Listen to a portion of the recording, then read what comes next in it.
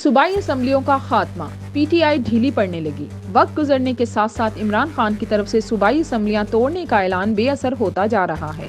इस वक्त तक असम्बलियां तोड़ने के रास्ते में अगर कोई रुकावट है तो वो वजीर आला पंजाब चौधरी परवेज इलाही हैं। तहरीक इंसाफ से बराह रास्त ताल्लुक न होने की वजह से चौधरी परवेज इलाही इमरान खान की हिदायत पर चलने के पाबंद नहीं और वो इस आज़ादी का खुलकर फायदा उठा रहे हैं और इन हालात ने इमरान खान को मजीद कॉर्नर कर दिया है। हमजा शहबाज की वजारत आला खत्म करवाने के लिए वो परवेज इलाही को वजीर आला तो बनवा बैठे हैं, लेकिन अब परवेज इलाही इनकी मर्जी से जाने का इरादा नहीं रखते। तहरीक इंसाफ के रहनुमा रोजाना ये बयान देते नजर आते हैं कि इमरान खान आज असम्बली तोड़ देंगे, कल तोड़ देंगे या फला तारीख को असम्बलियां खत्म कर दी जाएंगी। कल लाहौर से मीडिया से गुफ्तगू करते हुए पीटीआई की सीनियर रहनुमा शाह महमूद कुरैशी ने कहा कि पीटीआई चाहती है कि माह रमजान से पहले पंजाब और केपीके में इंतखाबात के बाद नई हुकूमतें बन जाएं। जबकि फवाद चौधरी ने एक टीवी इंटरव्यू में कहा कि इमरान खान अगले कुछ दिनों में असम्बलियां तहलील कर देंगे, लेकिन हकीकत यही है कि परवेज इलाही असम्बलियां तोड़ने के मुखालिफ हैं और ये बात इमरान खान को वो बता भी चुके हैं। पीटीआई कौमी असम्बलियों से पहले इस्तीफों का ऐलान कर चुकी है और अगर सूबाई असम्बलियां तोड़ दी जाती हैं तो पार्टी पूरी तरह से इक़्तिदार के ऐवानों से